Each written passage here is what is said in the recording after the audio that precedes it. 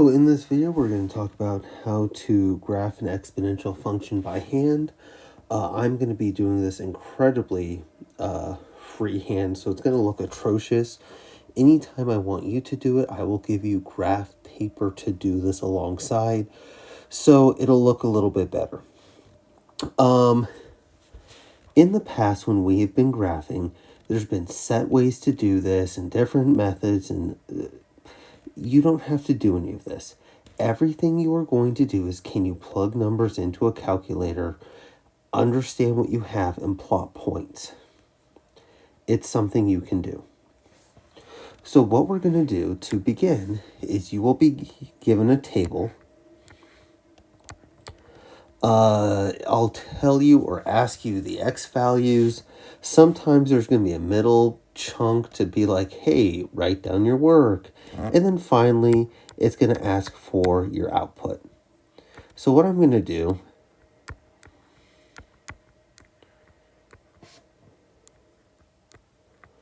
I'm going to graph a bunch of points, and we'll talk about how to do that.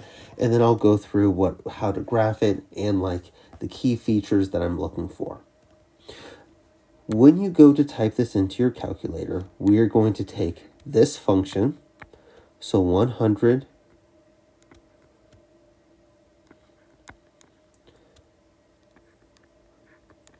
I don't know why it's not letting me write the dash.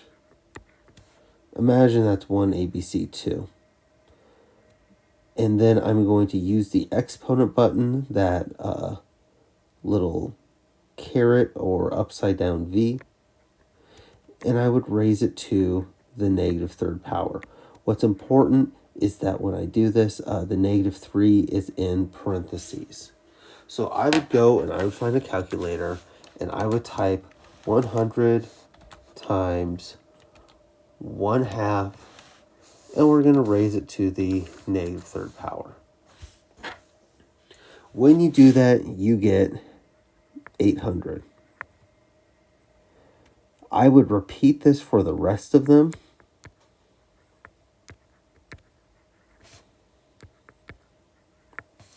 And if you have a middle row, every single time you're just going to write what you did. So, oh, I took 100 times 1/2 and I raised it to the negative 3 power. I raised it to the negative 2 power, the negative 1 power, the 0 power. And as I just keep continuing, the first power would be 50, the second power would be 25, and the third power would be 12.5. Now, clearly, I'm doing this in my head. Okay, we'll just pretend that's a little decimal. You would type this into your calculator, and again, on a test, you would not be given this many points. This is just for you to see how we would do this. Then, what I'd be given is you'd have some graph.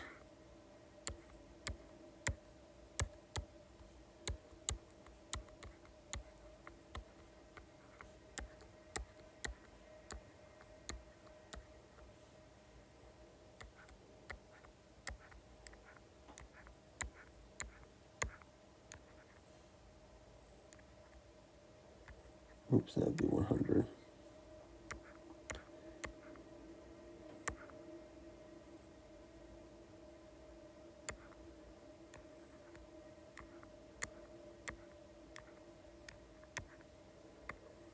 Okay.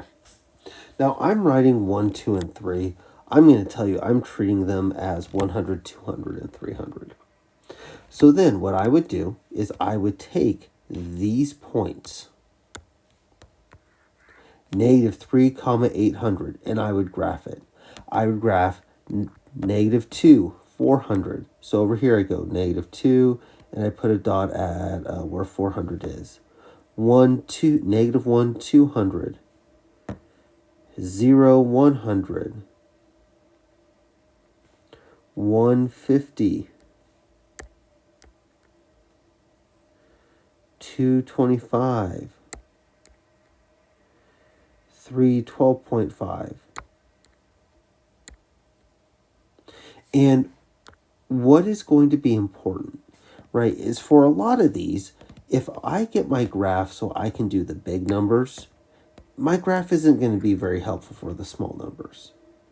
That's okay. We're going to estimate where those things are. And when I go to draw this line, what I really want to focus on is making that curve.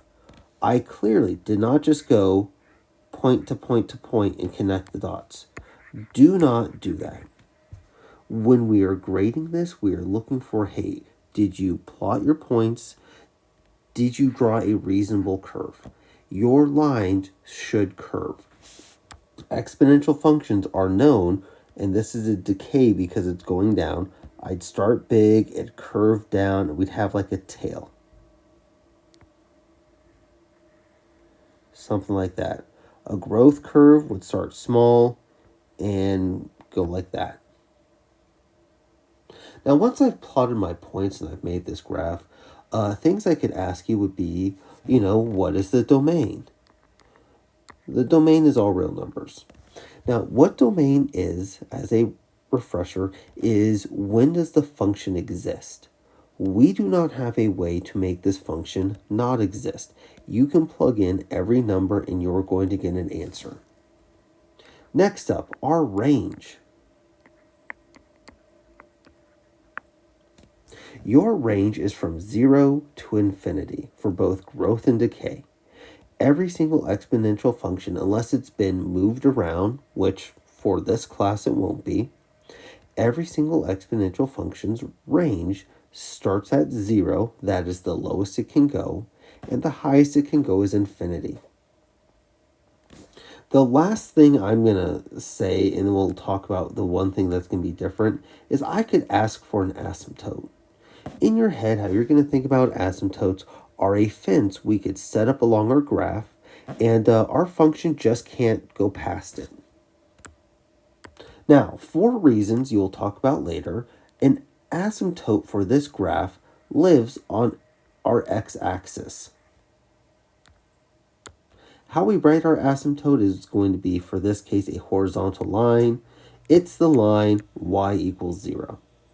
This is just saying our graph will try its very best, but it will never touch 0.